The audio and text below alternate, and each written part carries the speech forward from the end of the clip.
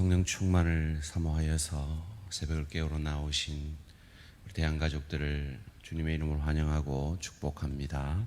살아계신 하나님 참 감사합니다.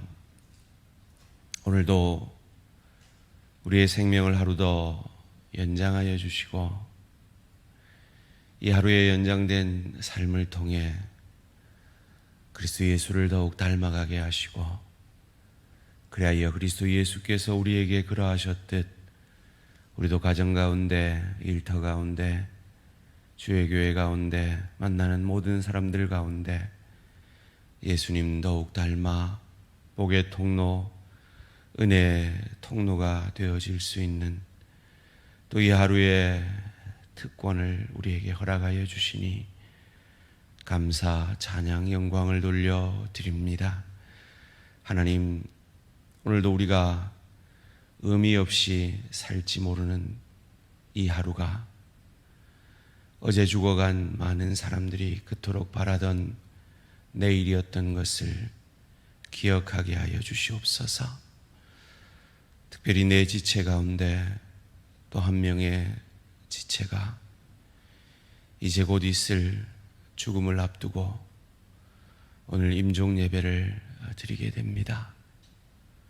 살아계신 하나님, 이것이 우리 인생인 것을 이 한 지체의 천국을 바라보는 시간을 통하여 우리도 곧 있을 내 임종 예배를 바라보며 오늘 하루의 삶을 헛되이 살지 아니하고 말씀 붙들고 기도하며 주께서 이 땅에 우리의 삶에 허락하신 특권인 성령 충만함으로 내 남편을 행복하게 하고 내 아내를 이롭게 하며 내 일터를 복되게 하며 하나님 나라와 주의 교회를 유익게 하는 그리스도 예수 닮은 가치 있는 인생, 복된 인생, 보람된 인생 하루하루 살아가는 저희들 되어질 수 있도록 주님 축복하여 주시옵소서. 하나님, 우리가 얼마나 많은 예배를 드렸고 얼마나 많은 시간 기도하였고 얼마나 많은 성경을 읽었습니까? 그 예배가, 그 기도가, 그 성경 묵상이 우리를 얼마나 변화시켰습니까? 하나님, 정직히 우리 자신을 돌아보며 이제 얼마 남지 않은 우리의 삶, 두렵고 떨림으로 구원을 이루어가는 저희들 되어질 수 있도록 축복하여 주시옵소서. 오늘도 그 말씀 앞에 다시 섭니다. 또 하루 우리에게 그저 주어지는 말씀 아니라 우리의 생각을 바꾸고 우리의 입술을 바꾸며 우리의 삶을 바꾸며 우리의 손과 발을 바꾸는 이 귀한 말씀 되어질 수 있도록 주의 성령님, 성령의 기름 부어 주시옵소서. 감사드리오며 이 모든 말씀 주 예수 그리스도 이름으로 기도합니다. 아멘. 오늘 우리 주신 하나님 말씀 사도행전 24장 24절에서 25장 12절까지 말씀입니다. 사도행전 24장 24절에서 25장 12절까지 말씀 한 절씩 교독하실 때 살아계신 하나님의 음성을 들으시기 바랍니다. 수일 후에 벨릭스가 그 안에 유대 여자 드루실라와 함께 와서 바울을 불러 그리스도 예수 믿는 도를 듣거늘 바울이 의와 절제와 장차 오는 심판을 강론하니 벨릭스가 두려워하여 대답하되 지금은 가라, 내가 틈이 있으면 너를 부르리라 하고 동시에 또 바울에게서 돈을 받을까 바라는 고로 더 자주 불러 같이 이야기하더라. 이때가 지난 후 보르기오 베스도가 벨릭스의 소임을 이어받으니 벨릭스가 유대인의 마음을 얻고자 하여 바울을 구류하여 두니라. 베스도가 부임한 지 3일 후에 가이사랴에서 예루살렘으로 올라가니 대제사장들과 유대인 중 높은 사람들이 바울을 고소할세 베스도의 호의로 바울을 예루살렘으로 옮기기를 청하니 이는 길에 매복하였다가 그를 죽이고자 함이더라. 베스도가 대답하여 바울이 가이사랴에 구류된 것과 자기도 멀지 않아 떠나갈 것을 말하고 또 이르되 너희 중 유력한 자들은 나와 함께 내려가서 그 사람에게 만일 옳지 아니한 일이 있거든 고발하라 하니라. 베스도가 그들 가운데서 8일 혹은 10일을 지낸 후 가이사랴로 내려가서 이튿날 재판자리에 앉고 바울을 데려오라 명하니 그가 나오며 예루살렘에서 내려온 유대인들이 둘러서서 여러 가지 중대한 사건으로 고발하되 능히 증거를 대지 못한지라. 바울이 변명하여 이르되 유대인의 율법이나 성전이나 가이사에게나 내가 도무지 죄를 범하지 아니하였노라 하니 베스도가 유대인의 마음을 얻고자 하여 바울더러 묻되 내가 예루살렘에 올라가서 이 사건에 대하여 내 앞에서 신문을 받으려느냐. 바울이 이르되 내가 가이사의 재판자리 앞에 섰으니 마땅히 거기서 신분을 받을 것이라. 당신도 잘 아시는 바와 같이 내가 유대인에게 불의를 행한 일이 없나이다. 만일 내가 불의를 행하여 무슨 죄를 죽을 죄를 지었으면 죽기를 사양하지 아니할 것이나 만일 이 사람들이 나를 고발하는 것이 다 사실이 아니면 아무도 나를 그들에게 내줄 수 없나이다. 내가 가이사께 상소하노라 한데 베스도가 배석자들과 상의하고 이르되 내가 가이사에게 상소하였으니 가이사에게 갈 것이라 하니라. 아멘. 두려움과 돈 그리고 복음. 두려움과 돈 그리고 복음이라는 제목으로 잠시 말씀을 나누기 원합니다. 유대 11대 총독인 벨릭스가 그의 아내 드루실라와 함께 바울을 계속해서 청하여 그의 이야기를 듣고자 하는 놀라운 일이 오늘 본문 가운데 이어집니다. 그의 아내가 유대인이었기에 유대 율법에 대해서 좀 더 알고자 했을 수도 있습니다. 그러나 바울의 말 그리고 그의 삶의 정황 그리고 그가 살아온 삶의 역사들이 그의 궁금증을 자아냈을 겁니다. 이것을 묵상하면서 우리는 어떠한가 돌아보게 됩니다. 여러분 오늘도 불신자들 속에서 삶을 살아가실 것인데 그 불신자들 틈에 있던 바울이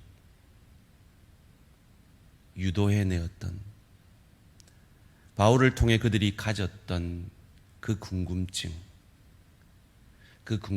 믿지 않는 내 가족에게 믿지 않는 내 동료에게 우리는 얻어내고 있는가 돌아보게 됩니다. 그들에게 바울이 무엇을 전했겠습니까? 복음을 전했겠지요. 그래서 오늘 본문 25절에서는 이렇게 얘기합니다. 바울이 의와 절제와 장차 오는 심판을 강론하니 벨릭스가 두려워하여 대답하되 지금은 가라. 내가 틈이 있으면 너를 부르리라 하고 의와 절제와 장차 오는 심판. 의로우신 예수님, 그 하나님의 권세를 가진 그 예수님의 절제하심으로 십자가에 죽으심, 그리고 다시 오실 그때에는 구원자가 아니라 심판자로 오실 것임을 바울은 전하였을 것입니다. 그가 가졌던 이 복음에 대한 그가 가졌던 반응은 마치 베드로가 전도했을 때 그리고 스데반이 전도했을 때 이스라엘 백성들에게서 있었던 반응과 동일합니다. 형제들아, 우리가 어찌할꼬 두려워하여. 뭔가 마음에 울림이 있었다는 거죠. 복음이 그 마음을 흔들었다라는 것입니다.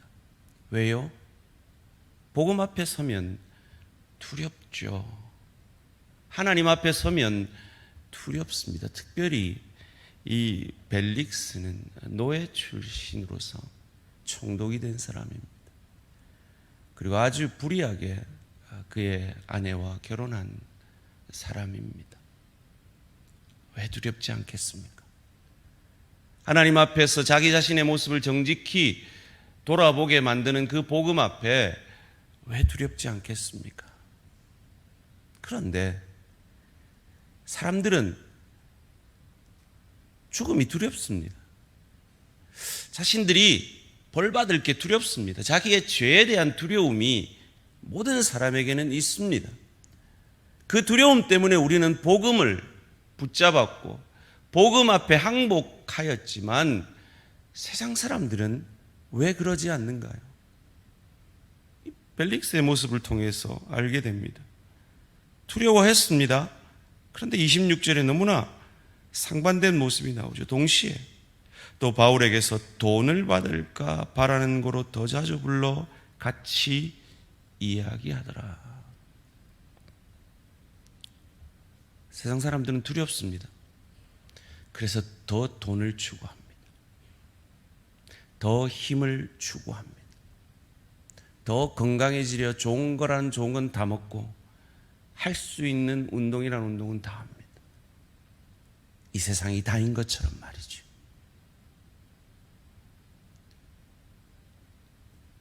두려움 앞에 돈을 추구했던 이 벨릭스,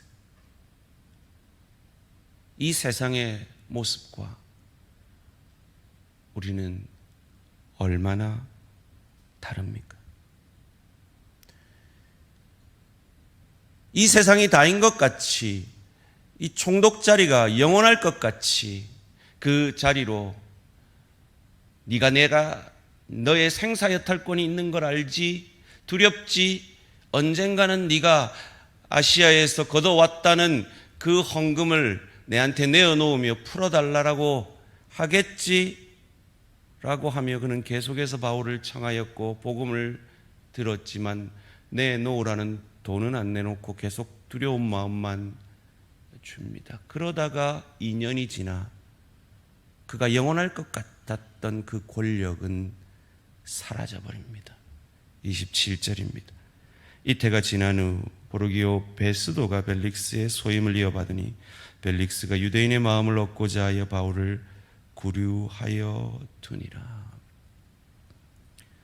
그래서 세상 사람들은 그 두려움을 이기기 위해 돈을, 힘을 추구합니다. 세상에서 잘 되려 몸부림칩니다. 영원할 것 같은가요? 아니요. 곧 그것이 끝이 납니다. 곧 끝이 납니다. 마치 이 총독 자리가 금방 끝이 나듯이 말이죠. 바울은 왜 돈을 내놓지 않았을까요? 왜 쉬운 방법을 택하지 않았을까요? 그는 이 땅의 목적이 인생이 아니었기 때문입니다. 그가 두려워하는 사람은 총독이 아니었기 때문입니다. 하나님이었기 때문입니다. 하나님 나라였기 때문입니다. 우리는 어떠합니까? 이 베스도라는 12대 총독은 이 벨릭스와는 차원이 다른 사람이었던 것 같습니다. 열흘길이나 되는 이 길을 예루살렘에 도착하자마자 그 가이사랴에 도착하자마자 로마에서 가이사랴까지 말이죠. 이 가이사랴에서 또 예루살렘도 100km입니다. 푹 쉬어도 되는데 사흘 만에 그 100km나 되는 그 여행길을 또 금방 오릅니다. 체력도 대단했던 것 같습니다. 열심도 대단했던 것 같습니다. 그리고 유대인들을 만납니다. 그리고 유대인들의 하소연을 듣습니다. 2절 3절입니다.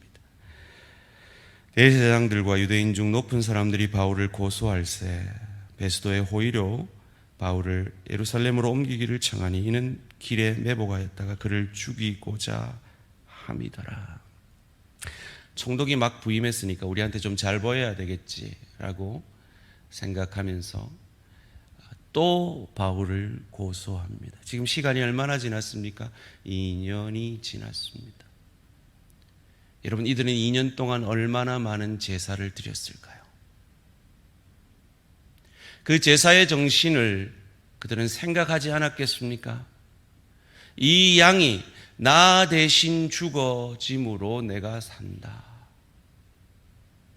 그 제사의 정신을 생각했더라면 한 번쯤은 이 바울이라는 사람이 전하는 복음, 저 양이 나 대신 죽어진 것처럼 그 예수가 나를 대신해 죽어짐으로 내가 살았다라는 그 복음에 대해서 한 번쯤 생각해 볼 수 있지 않았겠습니까? 그런데 그들은 2년 동안 하나도 변한 것이 없었습니다.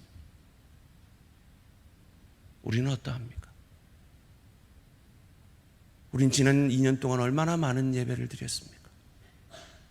얼마나 많은 기도를 했고 얼마나 많은 성경을 읽었습니까? 그런데 우리는 얼마나 변했습니까? 이 베스도가 쓴 호의라는 단어가 참 재미납니다. 카리스라는 단어입니다. 은혜입니다.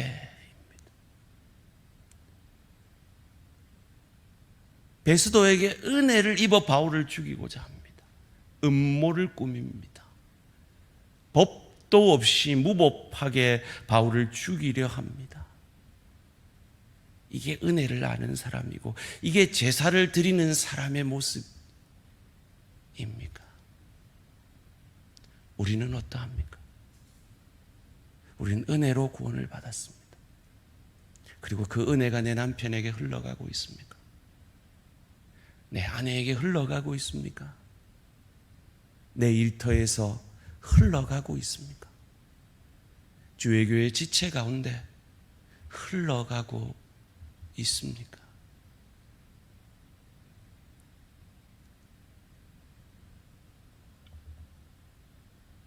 이어지는 본문 가운데 베스도도 어쩔 수 없는 정치가임을 9절 말씀 가운데 이렇게 보여줍니다. 베스도가 유대인의 마음을 얻고자 하여 바울더러 묻되 내가 예루살렘에 올라가서 이 사건에 대하여 내 앞에서 신문을 받으려느냐. 이것이 그들의 음모인 것을 그들은 알고 있었음에도 불구하고 호의를 얻고자 이렇게 묻습니다. 그러자 바울이 말합니다. 10절 11절 말씀입니다. 바울이 이르되 내가 가이사의 재판자리 앞에 섰으니 마땅히 거기서 신문을 받을 것이라. 당신도 잘 아는 바와 같이 내가 유대인에게 불의를 행한 일이 없나이다. 만일 내가 불의를 행하여 무슨 죽을 죄를 지었으면 죽기를 사양하지 아니할 것이나 만일 이 사람이 나를 고발하는 것이 다 사실이 아니면 아무도 나를 그들에게 내줄 수 없나이다. 내가 가이사에게 상소하노라 한데. 그래도 베스도는 꽤 괜찮았던 총독이었던 것 같습니다. 이에 베스도는 그 상소를 허락합니다. 마땅하죠. 이미 사도행전 18장에 갈리오 총독을 통해 이미 유대인들에게 판결받는 것은 끝났기 때문입니다.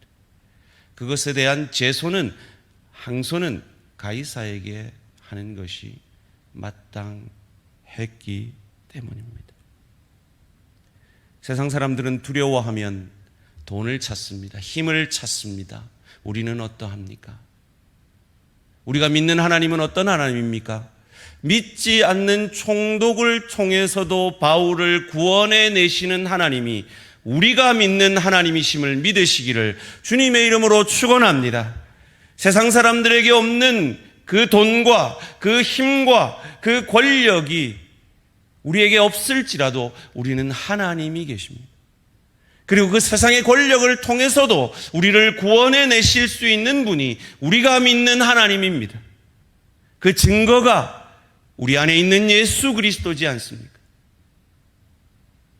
그 아들을 죽여가면서까지 우리를 살려내신 그 하나님, 그러기에 우리가 믿는 하나님이 그런 하나님이기에 혹 내 눈에 하나님이 틀려 보여도 하나님의 편을 드는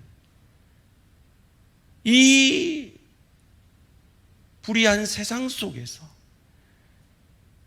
하나님 뜻대로 살면 자존심 상하고 손해볼 것 같은 그 가운데서도 내 안에 카리스, 은혜가, 호의가 흘러갈 수 있는 이유가 바로 우리가 은혜로, 그 은혜의 복음으로 구원함을 받았고 우리에게 은혜의 복음을 믿겨지게 하신 그 하나님이 우리의 생명을 주관하시고 그 수준적 구원을 이루어 가시며 그 완성의 때까지 이방인을 들어서라도, 이방의 권력자를 들어서라도 우리를 지키시고 보호하시고 인도하시는 하나님이시기 때문입니다. 그 하나님을 믿고 두려움 가운데 돈의 권세를 찾는 세상 사람들과 달리 하나님을 더욱 붙드시고 하나님을 더욱 믿으시고 그 하나님을 더욱 신뢰함으로 십자가의 길, 좁은 길, 믿음의 길 걸어가는 저와 우리 모든 성도님들 되시기를 주님의 이름으로 축원합니다. 살아계신 하나님 감사합니다. 세상이 두렵습니다. 그 두려움 앞에 우리도 세상처럼 더 돈을 추구해보고 힘을 추구해보고 권력을 추구해봐도 거기에는 참 만족과 참 행복이 없음을 우리는 압니다. 그래서 우리는 하나님을 의지합니다. 하나님을 신뢰합니다. 하나님을 더욱 붙듭니다. 우리의 영혼까지도 주관하시는 하나님을 믿고 바라봅니다. 그 믿음으로 오늘 하루도 의미 없는 하루가 아니라 그 예수를 닮아 내 아내, 내 남편, 내 부모, 내 자녀, 내 동료, 내 지체에게 카리스가, 은혜가 흘러가기 위하여 성령 충만한 하루 되어질 수 있도록 축복하여 주시옵소서. 감사드리오며 이 모든 말씀 주 예수 그리스도 이름으로 기도합니다. 아멘. 하늘에 계신 우리 아버지여, 이름이 거룩히 여김을 받으시오며 나라가 임하시오며 뜻이 하늘에서 이루어진 것 같이 땅에서도 이루어지이다. 오늘 우리에게 일용할 양식을 주시옵고 우리가 우리에게 죄 지은 자를 사하여 준 것 같이 우리 죄를 사하여 주시옵고 우리를 시험에 들게 하지 마시옵고 다만 악에서 구하시옵소서. 나라와 권세와 영광의 아버지께 영원히 있사옵나이다. 아멘. 오늘 하루도 승리하시기 바랍니다.